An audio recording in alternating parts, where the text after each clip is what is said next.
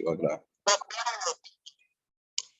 Hola, ¿cómo están? Les habla el profesor Marco Julio de la Universidad de Antioquia y hoy quiero mostrarles cómo construir una función que represente la sucesión de Fibonacci eh, en Python, de tal manera que para cada número natural me dé el respectivo término de la sucesión de Fibonacci eh, de manera automática.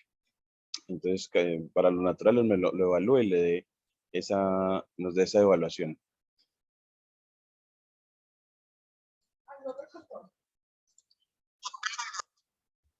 Bueno, de tal manera que entonces nuestra función de Python le entran números enteros positivos y por cada uno de ellos nos entregue el término respectivo de la sucesión de Fibonacci.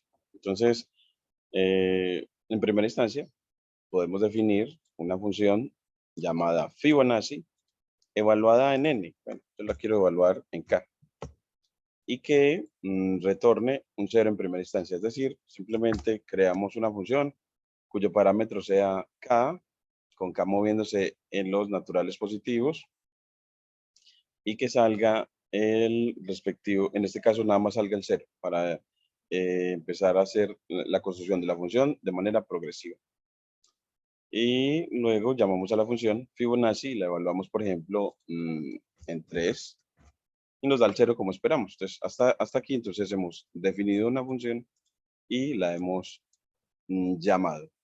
Ahora vamos a, dentro de este modelo de desarrollo creciente, a mejorar nuestra función Fibonacci. Entonces, ya ahora sí, pues, la siguiente línea, lo que vamos a hacer, agregarle es, primero que el construir una lista de Python cuyos primeros dos componentes en la lista sea el 1 y el 1, es decir, los primeros términos de la sucesión de Fibonacci. Construimos una lista llamada, podemos llamarla F, con los dos primeros términos.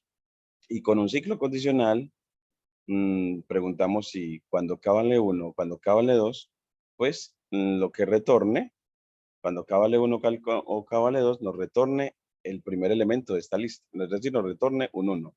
De tal manera que el usuario, cuando evalúe Fibonacci en 1 o en 2, le arroje un 1. ¿Qué es lo que pasa?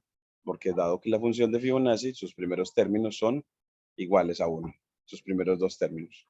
Y en caso contrario, en el que k ya no sea ni 1 ni 2, sino, por ejemplo, 3, nuestro programa, en este caso, yo lo elegí así, nos genere, vaya llenando la lista F con los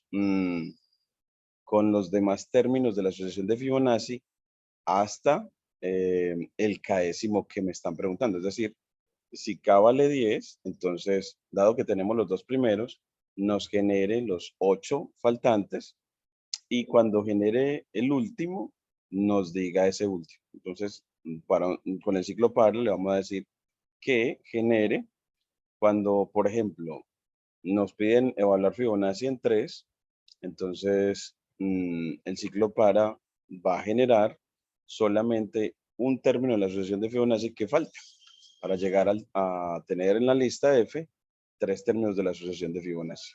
Es por eso que el ciclo para en este caso, cuando k vale 3, disminuimos en 2 a k para que nos genere, siendo k 3, nos genere un solo término para este caso de la sucesión de Fibonacci que faltaría en la lista F. Así, entonces ya sabemos de que el ciclo para va a realizar k-2 iteraciones, y en cada iteración lo que va a hacer es agregar con el método append a la lista F la suma de los dos últimos términos que tenga en la lista. Por eso ponemos la suma de f de menos 1 y f de menos 2. Recuerden que con la notación en enteros negativos, el f menos 1 se refiere al último término de la lista y f menos 2 se refiere al penúltimo término de la lista.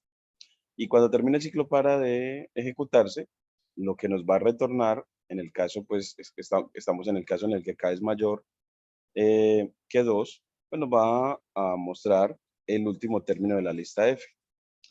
Y así ya nos queda lista nuestra función. Vamos a definirla y la vamos a evaluar, por ejemplo, primero en 3. Y mire que nos da el 2. Empecemos desde 1 y nos da el 1. Empecemos, sigamos con el 2 y nos da el 1. Sigamos con el 3 y nos da el 2. El tercer término de la asociación de Fibonacci es el 2. El cuarto es el 3. El quinto es 5, la suma de los dos anteriores. Y así, miremos que entonces que funciona. El sexto nos da 8. Y ahora lo que voy a mostrar es, utilizando esta función, cómo la podemos evaluar en todo un arreglo para mostrar todos los términos de la asociación de Fibonacci hasta el késimo. Entonces, voy a para eso importar a NumPy como NP y a crear un arreglo de puntos donde voy a evaluar la asociación de Fibonacci. Entonces, los llamo puntos para evaluar con la función array de NumPy, np.array, y la función range para generar 10 números de 0 a 10 para evaluarlo en esta función que tenemos en este caso. Recuerden que range así especificado, pues me genera los números del 0 hasta el 9. Pero como yo lo quiero evaluar en la asociación de Fibonacci, la diseñé para trabajar desde 1, voy a poner 10 desde 1 hasta 10, y nos va a tomar desde 1 hasta 9, como sabemos. Entonces aquí corremos, mostramos esos puntos donde vamos a evaluar. Mire que nos va a evaluar entonces en el 1, el 2, el 3, el 4, el 5, el 6, el 7, el 8 y el 9. Y luego vamos a sacar unos resultados de evaluación en esos puntos. Esos resultados vamos a crear una lista por comprensión. Miren que aquí está entre corchetes, en la que el iésimo término sea la evaluación de el iésimo elemento de la lista puntos a evaluar. Por eso decimos Fibonacci evaluada en I para I en puntos a evaluar. Esta es la manera de construir una lista por comprensión en Python.